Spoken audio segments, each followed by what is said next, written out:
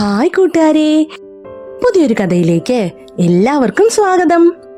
ഇന്ന് നമ്മൾ ഒരു മാൻകുട്ടിയുടെ കഥയാണ് കേട്ടോ പറയാൻ പോകുന്നത്. പിന്നെ ആദ്യമായി ഈ ചാനൽ കാണുന്നവരാണെങ്കിലേ പ്ലീസ് ഒന്ന് സബ്സ്ക്രൈബും കൂടി ചെയ്യണേ. അപ്പൊ വാ കഥയിലേക്ക് പോകാം. ഒരിടത്തൊരിടത്ത് ഒരു കാട്ടിൽ ഒരു അമ്മമാനും ഒരു കുഞ്ഞും ജീവിച്ചിരുന്നു. വേനൽക്കാലമായപ്പോൾ കാട്ടിലെ അരുവികളും കുളങ്ങളും എല്ലാം വറ്റി.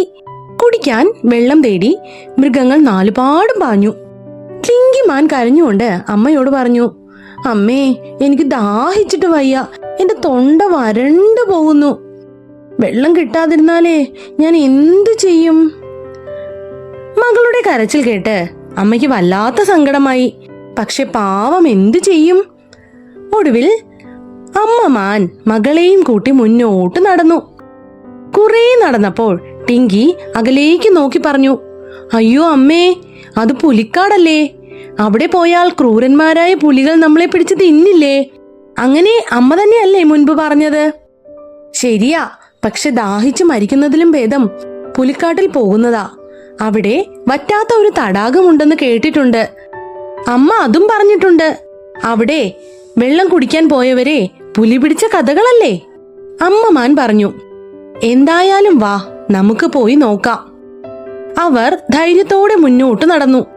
കുറേ ദൂരം നടന്നപ്പോൾ അവർ പുലിക്കാട്ടിലെത്തി. ഹായ് അമ്മേ, ദാ വെള്ളം, ഇവിടെ കുറേ പുല്ലുമുണ്ട്. അവർ രണ്ടുപേരും ഓടിച്ചെന്ന് മതിയാവോളം വെള്ളം കുടിച്ചു. പുല്ല് തിന്ന് വിശപ്പും മാറ്റി. കുറച്ചകലെ ഇതെല്ലാം നോക്കി ലംബി എന്നൊരു പുലിക്കുട്ടി ഇരിപ്പുണ്ടായിരുന്നു. നല്ലവളായിരുന്നു ലംബി. മാനുകൾ ആർത്തിയോടെ വെള്ളം കുടിക്കുന്നതും പുല്ലു തിന്നുന്നതും അവൾ നോക്കി നിന്നു.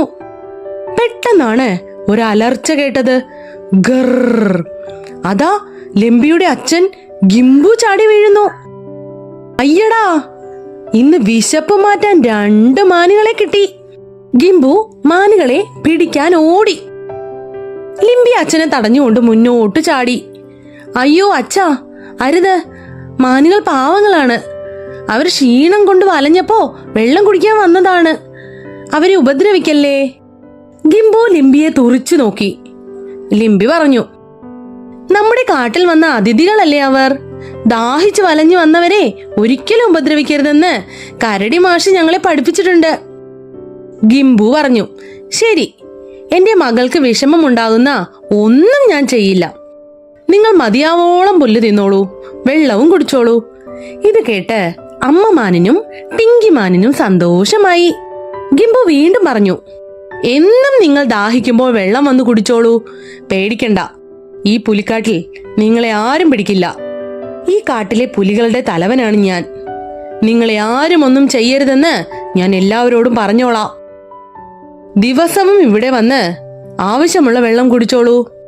ഇത് കേട്ട് ലിംബി ഓടിച്ചെന്ന് ഗിംബുവിനെ കെട്ടിപ്പിടിച്ചു. അത് കണ്ട് ടിങ്കി പുഞ്ചിരിച്ചു.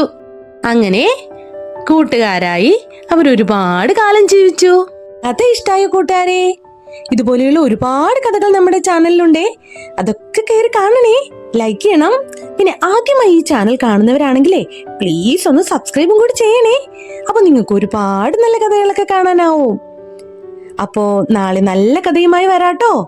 അതുവരെ ബൈ ബൈ.